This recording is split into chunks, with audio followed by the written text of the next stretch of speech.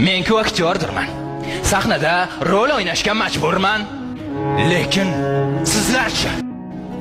Meni bachkana, bema'ni, masxaraboz deb ataysizlar-ku, lekin o'zingiz Instagram, TikTok degan masxarabozlikning uyasida bachkanalashib ketayotganingizni sezmayapsiz, azizlar.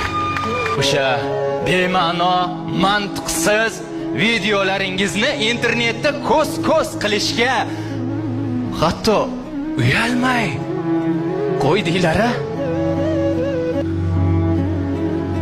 Ha, qo'sh tirnoq ichidagi jonli efirlaringizni-ku aytmasa ham bo'ladi. Oldingizda men ham masxaraboz bo'lmay qoldim. Chunki mendan o'zib ketdingiz.